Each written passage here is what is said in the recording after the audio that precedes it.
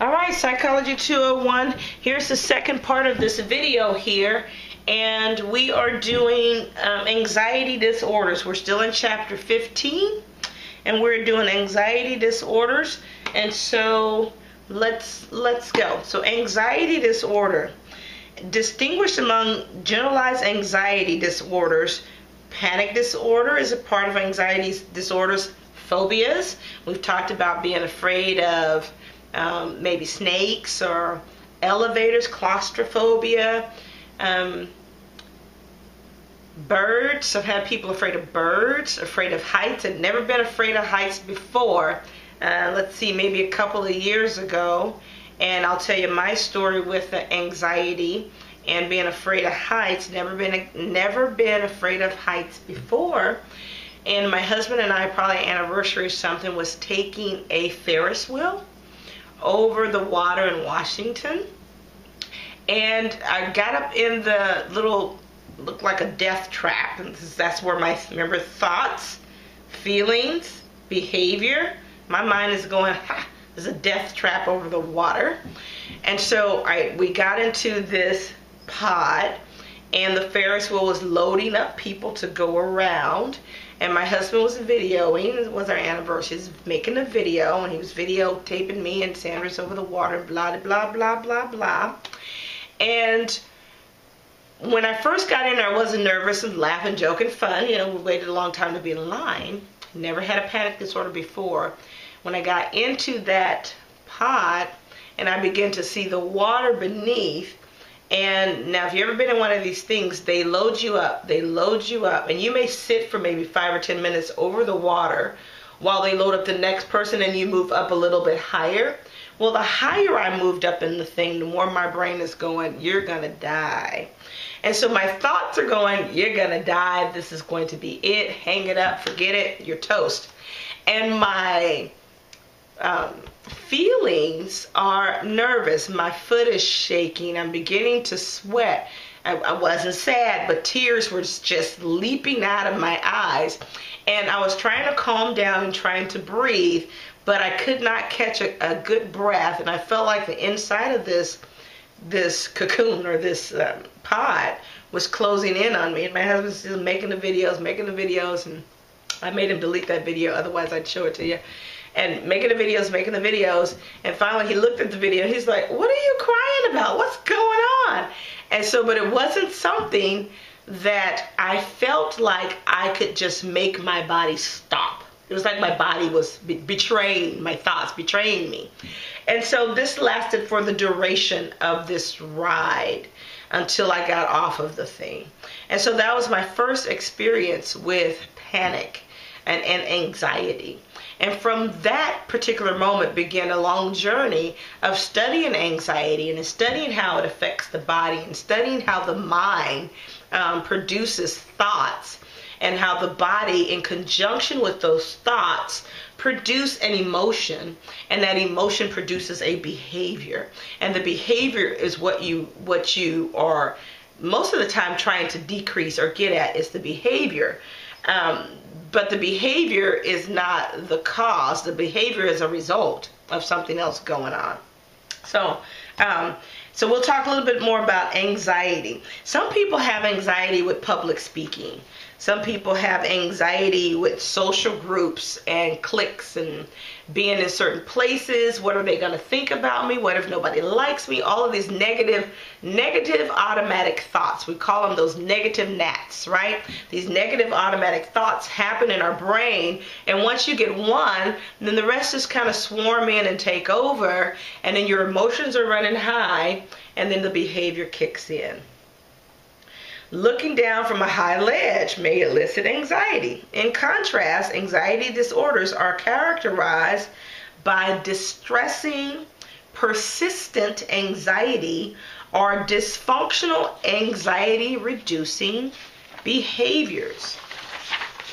All right, generalized anxiety is an anxiety disorder in which a person is continually tensed, apprehensive, hypervigilant. They're looking over their shoulder and like, oh, is somebody following me? And in a state of autonomic nervous system arousal. Now remember we talked about the sympathetic nervous system that comes online when you feel like you are under attack or there's stress happening, and the parasympathetic nervous system that comes to calm things down. Panic disorder is an anxiety disorder in which the anxiety suddenly escalates at times into a terrifying panic. Some people with panic disorder, probably one of the best movies that, I don't know why my nose is itching, but the best movie that has this in it is Iron Man. So Iron Man was experiencing anxiety. I believe it was in the last, maybe the year before movie, he was experiencing some anxiety and some panic, which prohibited him from performing his assigned duties. Panic disorder is anxiety in which anxiety suddenly escalates at times into a terrifying panic attack. A minutes-long episode of intense dread in which a person experiences terror, we're going to die, and accompanying heart palpitations, your heart is beating out of your chest, choking, you can't get a breath, and other frightening sensations. Other people describe their stomach churning. It's a queasiness in my stomach. My knees are weak. My legs are shaky. I'm profusely sweaty. My palms are sweaty. A phobia is an anxiety marked by a persistent, irrational fear of a specific object, activity, or situation. In contrast to the normal fears we all experience, phobias can be so severe that they are incapacitating. So my niece, when she was about 7 or 8, she had this fear of birds. And so one day at the coast, we get to where we're going to get out, and the parking lot is full of all types of birds that's just there. So everybody gets out. When you get out, the birds move. But she's in a panic and a fear and screaming and crying as if a bird had her by the throat and was choking her out. And the birds were all outside. And so we had to wait until she was able to calm herself and get herself together and, of course, scare the birds away so that she can now feel safe to exit the vehicle. So phobias can be really stressful. Let's see, for example, social anxiety disorder is an intense fear of other people's negative judgments. Is shyness taken to an extreme? The anxious person may avoid speaking up, eating out, or going to parties. If the fear is intense enough, it can lead to agoraphobia. Agoraphobia is people who refuse to leave their house. Well, not really refuse. Is they may try, and they may be at the front door having a panic attack with every step that they take toward the door. They may make every preparation to get out and to go a place, and their body betrays them at the moment that they're getting ready to exit the building. Other specific phobias focus on animals, insects, heights, blood, or close spaces. Claustrophobia. All right, so obsessive compulsive disorder, which is known as OCD. So OCD is a disorder characterized by unwanted repetitive thoughts, obsessions, actions, or compulsions. The obsessions may be concerned with dirt, germs, toxins. The compulsions may involve excessive hand washings and checking doors, locks, or appliances. The repetitive thoughts and behaviors become so persistent that they interfere with everyday living and cause the person distress. And so other OCD types of behaviors may be with cleaning, organizing, stacking things up, counting. A couple of years ago, I dealt with a kiddo who counted. And so he counted to 7 or 8, had a fear of death and dying. And he counted profusely. The counting helped relieve the stress. It was the compulsion. It helped relieve the stress of death or dying. Post-traumatic stress disorder, PTSD, is characterized by haunting memories and nightmares. A numb feeling or social withdrawal, jumpy anxiety, trouble sleeping that lasts for weeks, or more following a traumatic experience. Many combat veterans, accident or disaster survivors, or sexual assault victims have experienced the symptoms of PTSD. Some researchers are interested in the impressive survivor resiliency of those who do not develop PTSD. About half of adults experience at least one traumatic experience in their lifetime. If you haven't, you're blessed. But the odds of getting this disorder after a traumatic event are about 2 times higher for women than for men. Twins compared with non-twins most commonly share PTSD cognitive risk factors. For some, suffering can lead to post-traumatic growth, including an increased appreciation of life, more meaningful relationships, increased personal strength, changed priorities, and a richer spiritual life. PTSD has a way of creeping into relationships and creeping into family dynamics and interfering with how a person may view or see or experience their world after trauma. Describe how conditioning, cognition, and biology contribute to the feeling and thoughts that mark anxiety disorders, OCD, and PTSD. All right. So, conditioning can magnify a single painful and frightening event into a full-blown phobia through stimulus generalization and reinforcement. Cognition, our thoughts, memories, interpretations, and expectations can influence our feelings of anxiety. And by observing others, we can learn to fear what they fear. The biological perspective helps us explain why we learn some fears more readily and why some individuals are more vulnerable. It emphasizes evolutionary genetics and neural influences. For example, phobias may focus on fears faced by our ancestors, genetic inheritance of high-level emotional reactivity, predispositions to anxiety, and elevated activity in the anterior cingulate cortex appears to be linked to OCD. So you have to go back to some of our brain study and find out what part of the brain that is. All right, so let's see. Let's keep moving here and let's look at major depressive disorder, bipolar disorder. Distinguish among major depressive disorder, persistent depressive disorder, and bipolar disorder. Major depressive disorder occurs when at least 5 signs of depression, including lethargy, feelings of worthlessness, loss of interest of pleasure and activities most of the day, last 2 or more weeks and not caused by drugs or medical condition. Adults with persistent depressive disorder, also called dysthymia, experience a mildly depressed mood more often than not for at least 2 years. So that's a large time span that you're looking at. And so some of the things that may be affected when you're looking at depressive disorders is eating styles, sleeping styles or patterns, sleeping patterns, engagement with others. Are you withdrawn? Do you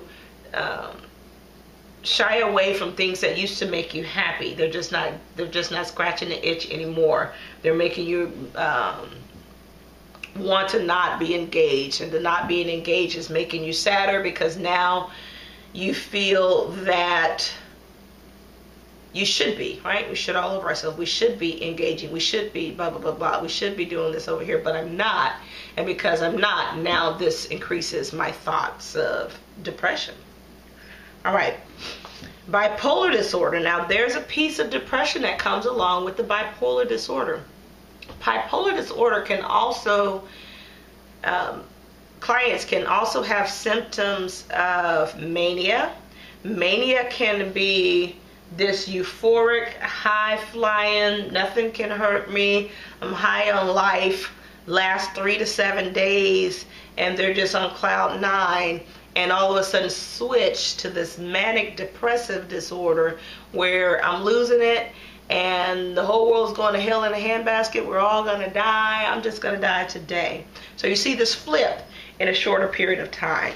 All right, bipolar disorder is a disorder in which a person alternates between the hopelessness and lethargy of depression and the overexciting state of mania, a hyperactive, wildly optimistic state.